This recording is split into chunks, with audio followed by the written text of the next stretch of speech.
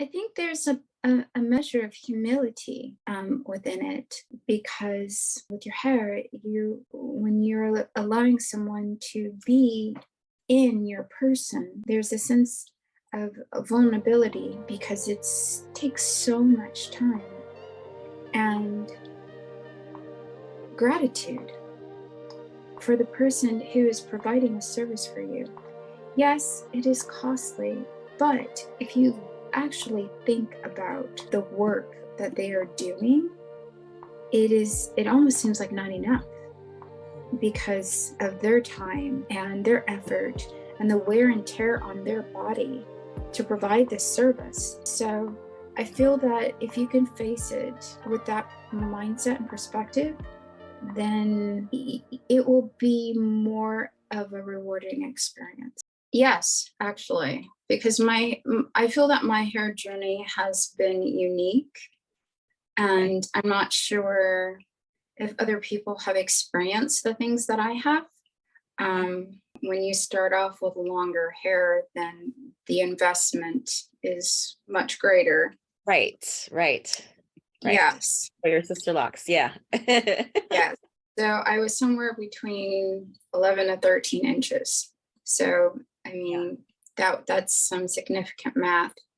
I did go to the SisterLocks website to look for an ambassador because I figured, that way you can't go wrong if you're going to the website to find someone who's actually a certified loctician. Right. So I did that, and I saw her. It was a great experience. I did the power sitting. Everything went well. The installation went well. Okay. Due to my hair texture being different, I guess, whatever that means, Okay. but I didn't find this out until later. So let me save that for the end. Okay. So after a year into the journey, I noticed that the hair on my crown was changing, and not in a positive way. It was almost as if I was having some type of shrinkage, this massive clumping. Okay. And I addressed my concerns with the loctician, and she's like, oh, well, you're not doing this right, or, you're not doing that right. And she reconfirmed to me over and over again that she was the expert. So she knows that I'm not doing these things. Right. And I soon realized that, with the locking tool, it makes like a clicking sound, right? So it took me a while to figure this out because of all the tools, but I realized she was actually cutting my hair on top to try to correct the issue. She was literally actually cutting my hair because, like I said, I started with 11 to 13-ish inches, all the way around. And the hair on top of my head was about that long after a year. Wow. So I'm like, yeah. And it was, so, and then I noticed that she was taking extra long breaks, not stopping the timer during her breaks. So she was kind of trying to do this price gouging with me. And I essentially had to, after a year, start from scratch. I had to find another loctician, pay them to undo and repair my hair. And after paying for the repairs, then I could actually move forward from a start. Right. So when people ask me how long I've had my locks, I don't say 3 years. I say 2 years because of this unfortunate event. And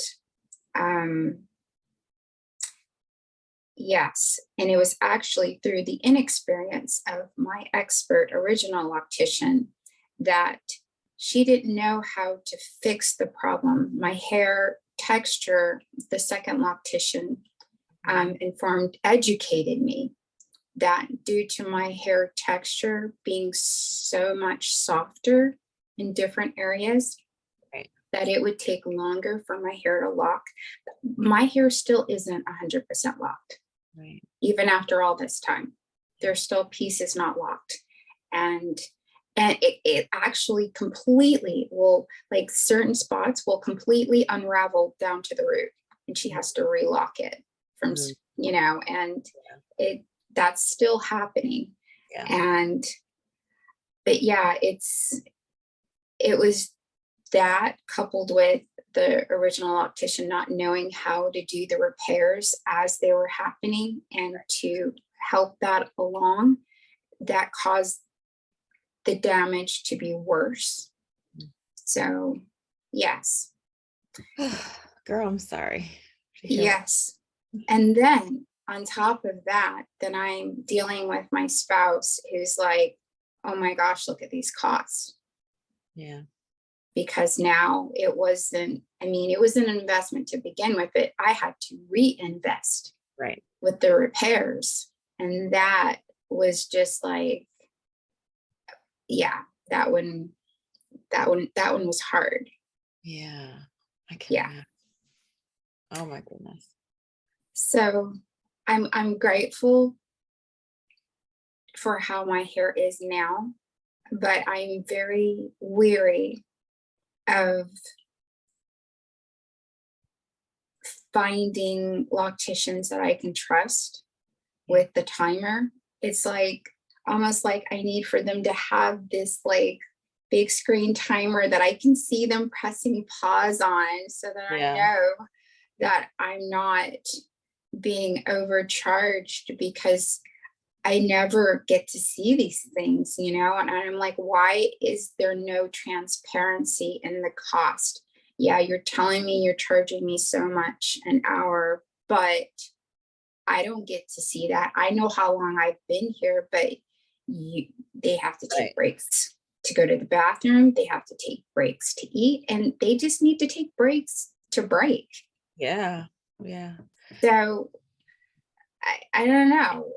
It makes me just very weary, especially now that I'm moving. It's like I have to start this all over again, trying to find somebody that I can trust with my hair. And it's such a vulnerable position to be in with your hair. And people don't realize that, how violated I felt by the original person because of what she was doing to me. Yeah. Girl, I'm sorry. So tell me, how long have you been natural? Oh gosh, a really long time. Let me think. Early 2000s. Okay. Yeah, it's been decades. Yeah. So have you had experiences prior to or since, I guess, either prior to or since going natural that have had a similar effect, or that have made you feel violated in this way, or insecure, or fearful, or any negative?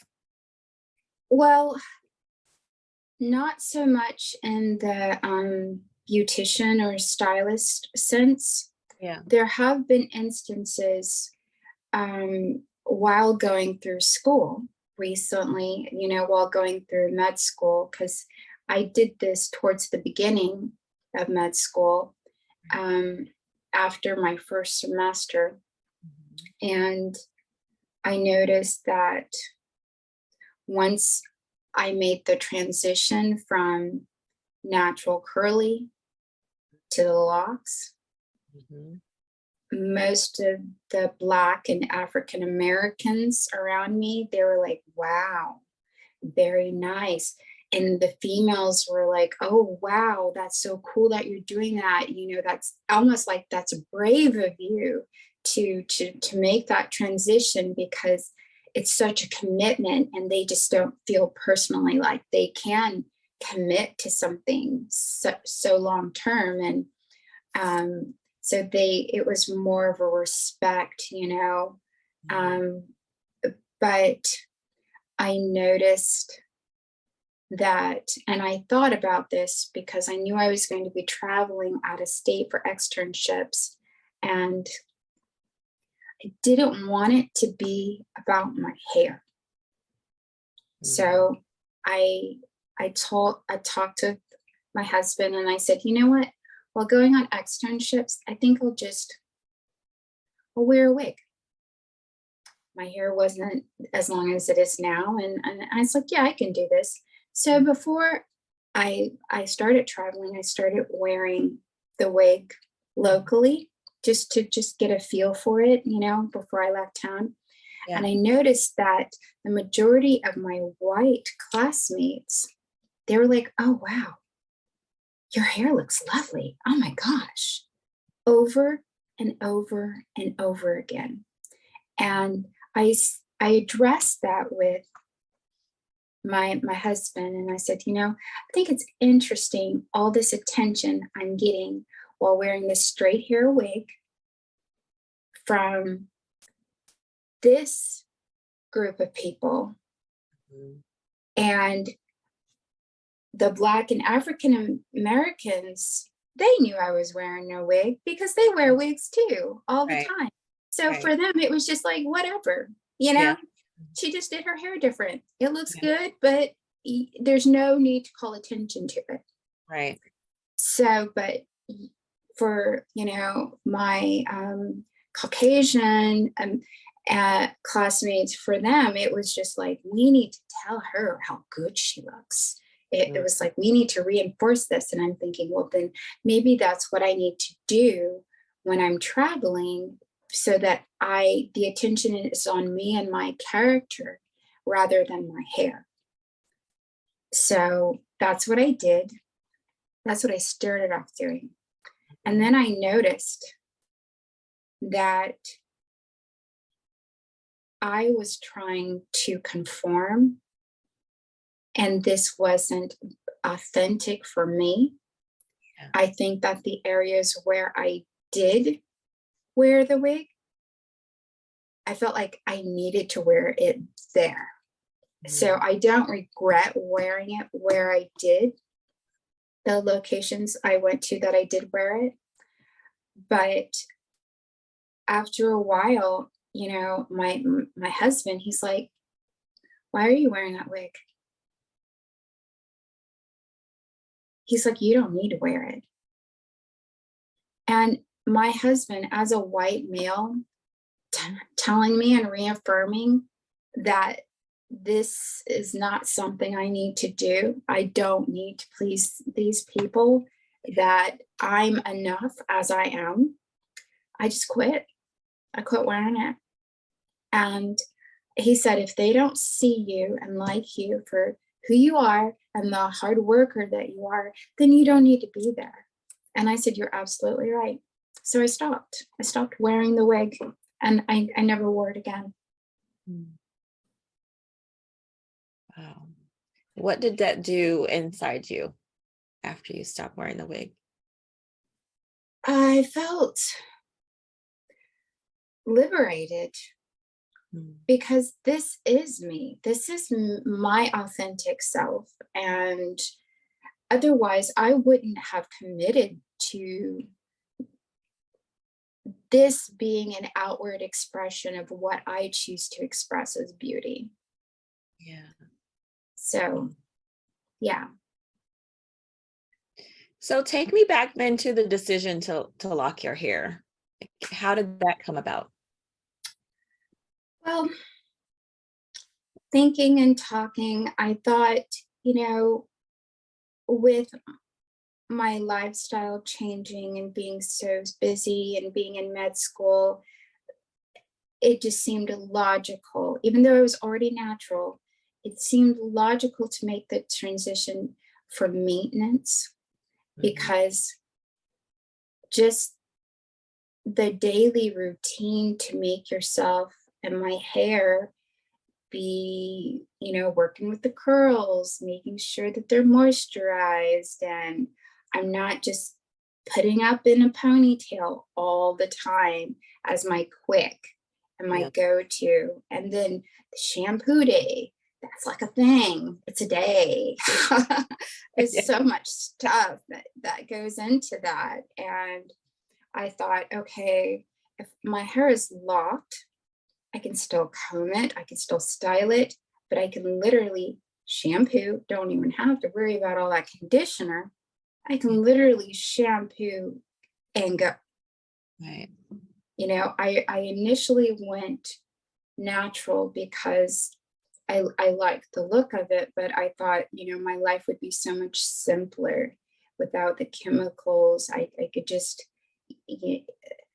I could have a more freeing lifestyle.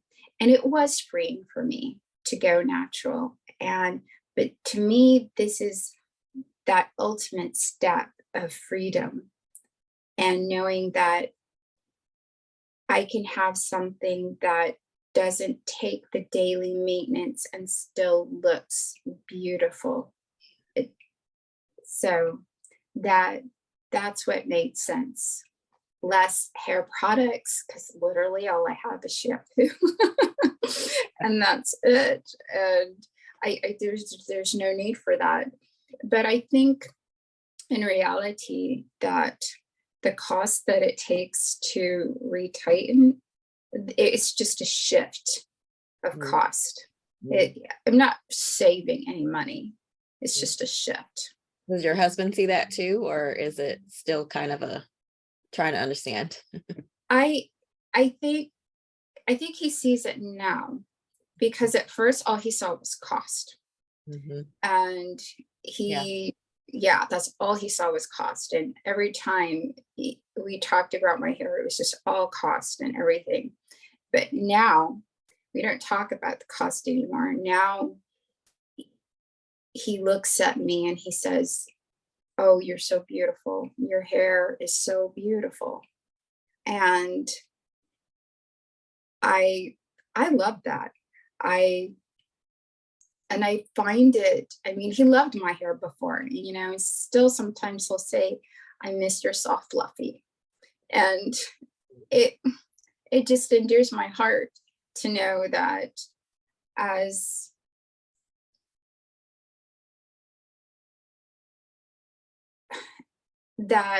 a white male, that he had so much appreciation for my black hair in all these stages. It's just, it really just, it blows my mind. I never expected it, but it's almost like it is exceeding my expectations. I never expected it. So it's kind of like blowing me out of the water that he has so much understanding, appreciation. And even when discussing that issue about my classmates, about how they would prefer the straight hair and, to my natural hair. And he's like, they just don't understand. They don't understand the time and the commitment that it takes to do natural hair, and that this is just what's best. This is what's best for you. And he's logically going down the line, and I thought, this man appreciates my Black beauty, and it is, I am just so endeared by that. I very much so am. Do you feel like that helps then with your experiences when you go outside of your home and you are around people and you know they have that same lack of appreciation? I guess. I think it offers me this buffer of protection, because I am beautiful in the eyes of the one that I care to be beautiful to. And it offers me this buffer protection to where it is irrelevant what other people think or see. Not only do I believe it's beautiful, my spouse believes it's beautiful. Yeah. So yeah, nobody else, their opinion doesn't matter. If they happen to comment on my hair and say, wow, I appreciate that. But if they don't, it doesn't faze me. So is this place where you're at right now a transformation? I mean, you talked about you've seen the transformation in yourself, but I guess kind of help me see the contrast between where you were maybe even before you went natural, or maybe even during your natural journey, loose natural, to now. Okay, before my natural journey, I would have to say that was just, oh my gosh. I felt like I was a prisoner to the process of getting a relaxer.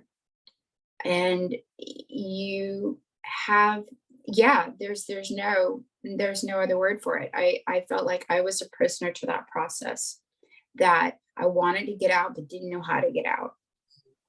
And when I moved to Colorado, that's when I went natural.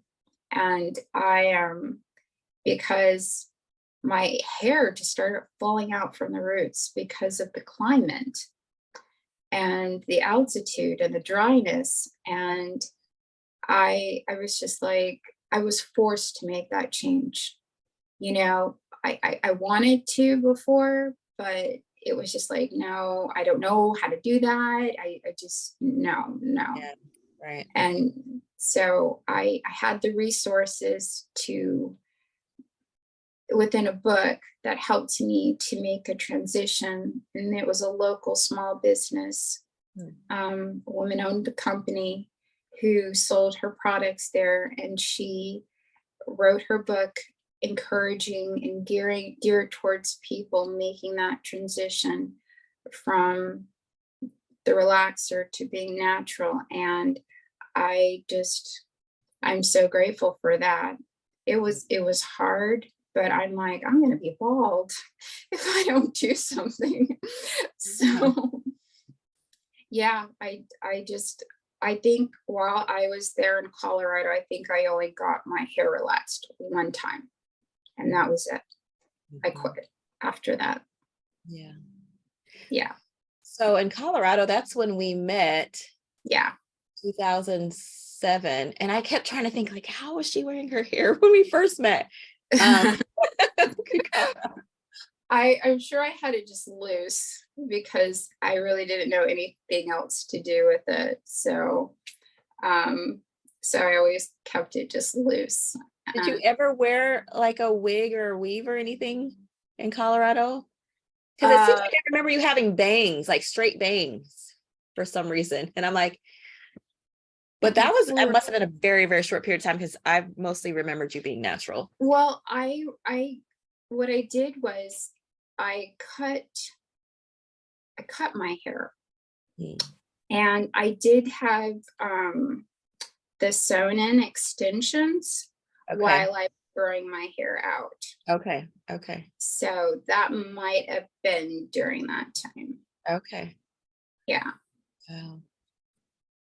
That's possible. But yeah, I was happy to give up those extensions too, because that's just like, I was thinking to myself, I don't know how people do this. How do people? It's so aggravating to me, and it's weird now that my hair is long enough to like actually go down my back. Yeah. I'm just like, it feels different than when you have like a wig or the weave, and it's a totally different feeling. And the way you handle yourself, it's a totally different feeling. So I'm very anti-high maintenance.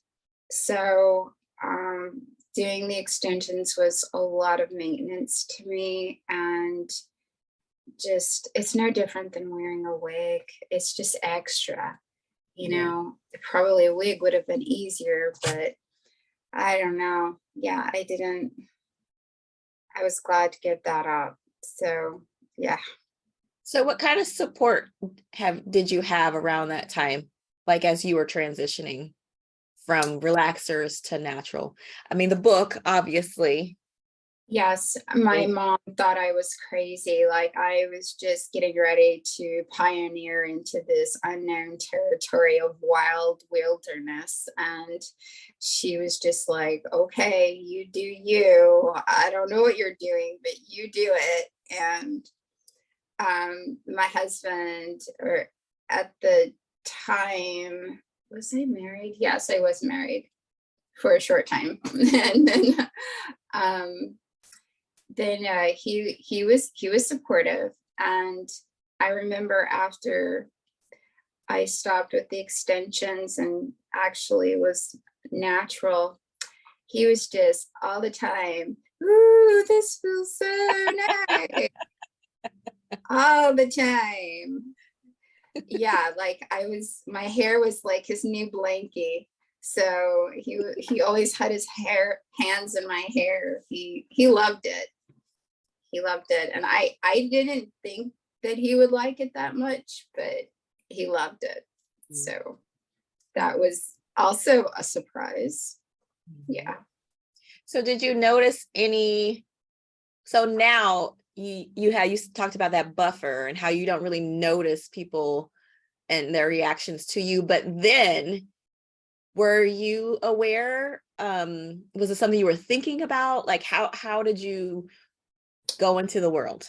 I At that moment of time, I didn't think about it. Okay. I was so happy to be free that it was I was moving through the world. So it was kind of like everybody just had to deal with me, kind of an attitude.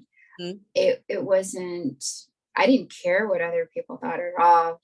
It was, yeah, I didn't even ask. And it was really like what you see is what you get. I was just so happy to get rid of those extensions. I Yes, I remember that feeling very vividly. That was really, that was like the final stage of breaking free of the prison, you know, from the relaxing, that was the final stage. Right.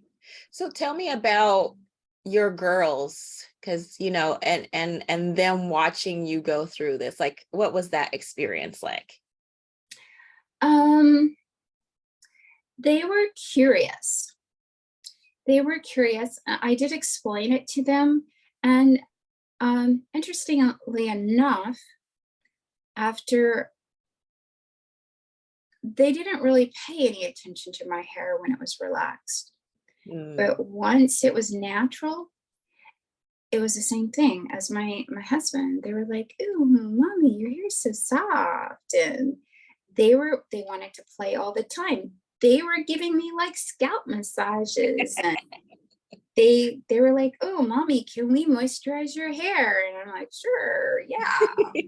Just They loved it. They loved playing in my hair. They would practice braiding in my hair. They absolutely, all of my children, they loved my hair.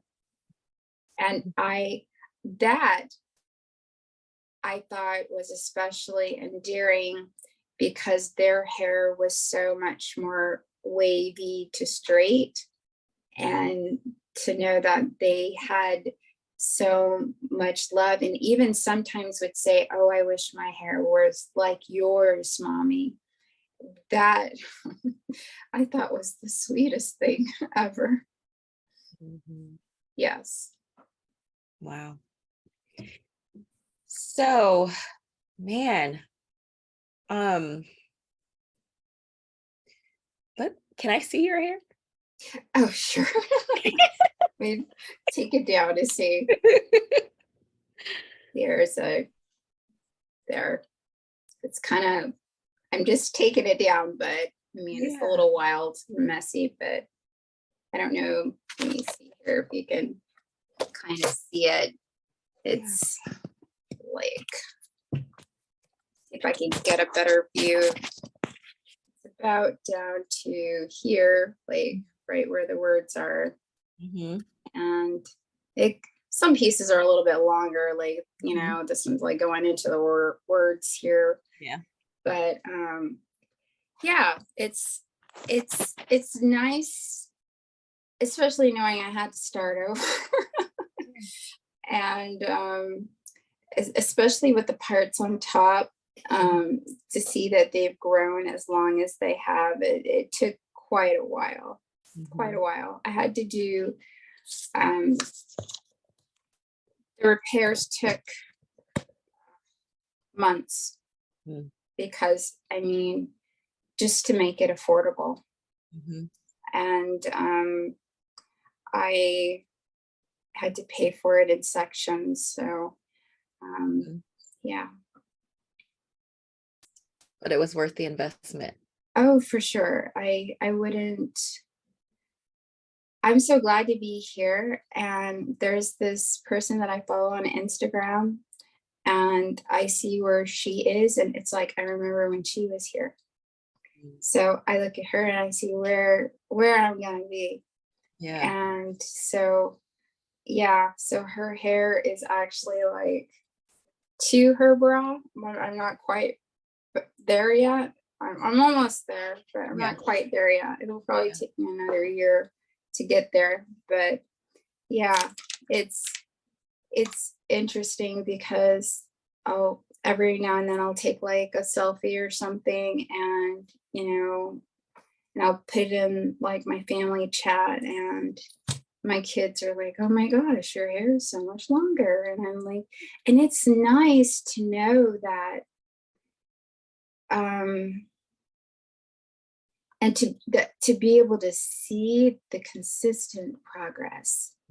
That's something that I wasn't able to see as much when my hair was loose natural. It kind of fluctuated, but it's consistent, and that's really nice. Yeah. Yeah. Did you have as much shrinkage as you did when you were loose natural with your locks? Yeah. Okay. So you've always kind of retained your length. Well, there was on the initial installation, and then after that, you can see it, most of it. And then there's a little bit of shrinkage to go back, because when, the ends actually lock, they're just loose, and then they kind of scrunch up to here. And then you've got that growth after that. So, I mean, I don't consider that to be significant because of all the other stuff going on. It's kind of masked. And because of the cutting, like right now, my hair kind of falls in tiers, like it's in a layered cut, which, I mean, I'm grateful for that as well. I mean, it's kind of a happenstance, but I appreciate that that's how this thing is working out. When I started at one length, and then now it's okay. It worked out. Yeah, it worked out. Wow. So how much time do you spend doing your hair? I don't. I get up, I give myself an all over comb through with my wide tooth comb, and do a little fluffy fluff, and I'm out the door. Yep. That's it. Sometimes, like, I might curl it if I have like a special occasion, but that's it. Yeah. Yeah. And it's nice to know I can still style my hair, Yeah. I can still comb it and I can still do all these things. So, I mean, there's no loss, it's all benefit. Mm. Yeah. So your next goal, your length goal, is to your bra line.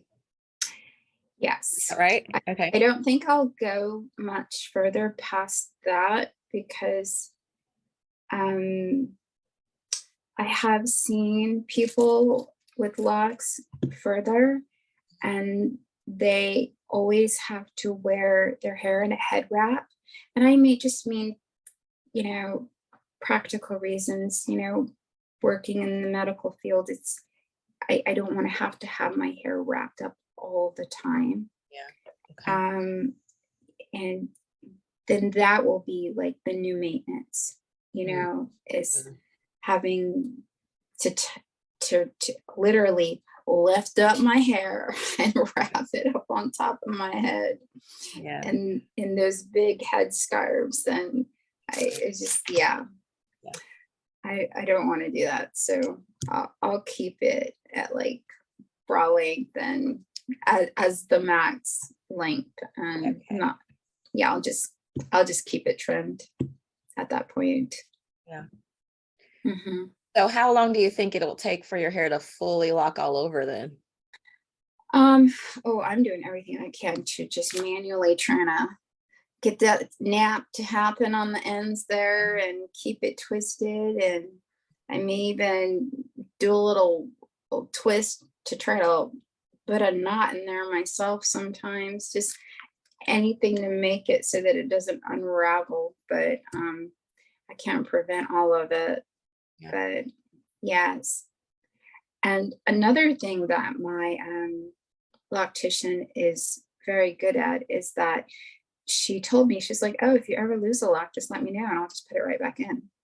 And I'm like, that's a thing? And she's like, yeah, that's not a big deal. And I'm like, and she has, if I remember one time I was, my husband, we were in bed, he rolled over and I just heard this snap. And I'm like, oh my gosh, he pulled my hair out. But anyway, she put it back in. That's nice. Nice. Yeah, it is nice. So you're in this new transitional space, moving forward, literally moving. Mm-hmm. Got to find a new loctician. Is it one of those things where it's like you can't go back to the loctician that you have, even if it's once a month? Or what is that? What's your plan for moving forward? Well, no, I wouldn't come back. I wouldn't come back to Miami in order to get that done because I'm moving too far away. I think that not that I don't love her, I do know that people do that though. When you find a good home, you go back to where and you trust. Mm-hmm. Ideally, what I would like to be able to do, even though I don't feel that it's realistic, but what I would like to be able to do is just to retighten myself. Mm-hmm. If I gave myself an hour in a section a day, I could get it done in a week, in theory. I just don't know if I want to do that or if I could. Yeah. Because in my mind, I want to be able to see the back of my head instead of just feeling it. But I know people do it, so I know it is possible. Right. I just don't know if I want to commit even that hour a day to do it in order to get it done. So that's another level of maintenance. Yeah, exactly. And I'm all about the no maintenance. So yeah, that would I'd much rather pay somebody to do it. But I know that if I can't find anybody, that might be my only option. So would you take the class or would you just YouTube it or I would talk to YouTube your it. loctician? Okay. I would YouTube it. Yeah, because I don't know if I don't know if there is someone where I live and I'm going to move to, and even I may have to travel then, Oh, yeah. and that's fine. I mean, you know, I may have to travel like a couple hours or something in order to, excuse me, spend a day to get it done. Mhm. Yeah. Hmm. Okay. Wow. So, where do you see yourself in 5 to 10 years on your journey? I see myself in 5 to 10 years set and loving my locks, not using the henna anymore and going naturally gray all over, having Okay. the peppery silver head look and loving that lock look. That will be my next stage of my lock journey, is just embracing my my my aging process and going that route, which I actually am looking forward to. So yeah. Yeah. So you're going from being a student Mhm. to being professional. I don't know if is that the right way to say that? Because you're still a professional, like as a student, but like making that transition. So, Yeah. what other transitions do you foresee as you move along? You know, the moving, the going out of student mode, you know, the embracing your aging process, you know. Um, I think that the other things that'll be changing, other than, you know, the hair journey itself, I think it would be just more of the evolution of self. Mhm. And I think that the more inner growth and the acceptance of who I am and who I'm becoming, and the discovery of who I am and who I'm becoming, that's what's next for me in the future. I'm looking forward to that process as well. I know that going into this professional stage from the student phase, like you were mentioning, I know that that's only a temporary thing. That's only a process to lead me towards the other things that are on my path and a part of my purpose and my journey. So this is just one stepping stone. So I'm looking forward to all those things that are yet to be known. Yeah. So yeah. So how would you describe where you're at right now if you were to give it like one word or maybe a phrase?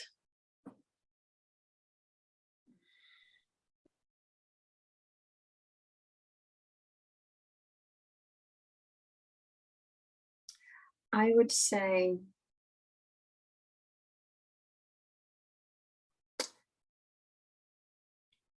authentic self. Yeah, Yeah. that's what I would say. Mm. Seems to be a theme. Yeah, Yeah. it is. It is. And I'm grateful for it. I'm grateful to be here. And I didn't know, as most of us don't, you know, starting off, that this is where ultimately I would be. And it's still not an ultimate because I'm still ever evolving. Right. So, yes, but it, I feel that although I'm at authentic self, I think there's more authenticity to be gained in the future. And I'm looking forward to seeing those things come into fruition as well and add to my already overflowing cup. That's beautiful. So what advice would you give to someone who is considering Locs, but for whatever reason is kind of stalling or not quite sure? For anyone who is not sure, I would encourage them to be sure, because it is a commitment that is a costly one.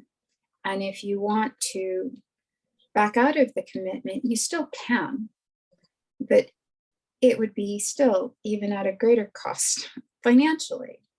Yeah. So for anyone who is not sure, I would encourage them to really dig deep within themselves, do their research as well, and really determine if this is the lifestyle that they really want, because it changes your life. Is there a way to prepare for that change, or is it just one of those things that it just comes and you just kind of have to like go with it? I think there's a measure of humility within it, because, like I mentioned before, with your hair, when you're allowing someone to be in your person, there's a sense of vulnerability, and you also have to be at a point where you can be patient, because it takes so much time, and gratitude for the person who is providing a service for you. Yes, it is costly, but if you actually think about the work that they are doing, it almost seems like not enough, because of their time and their effort and the wear and tear on their body to provide this service. So I feel that if you can face it with that mindset and perspective, then it will be more of a rewarding experience. Beautifully said, man. I swear I've like been tearing up like throughout this whole conversation. Like, just in gratitude for you and your journey, and you just being a dear friend in my life for so many years too, and just catching up and understanding and connecting, and but I'm happy for you, like, you know what I mean? Like, Yes, thank you. that's awesome. Thank you. I'm grateful to be able to share this experience and to talk about it, because even though I feel like I've talked about it before, to have done so in such a complete way, and not bits and pieces of conversations, it's really nice, and it's nice to be able to share this experience, and hopefully it can help other people.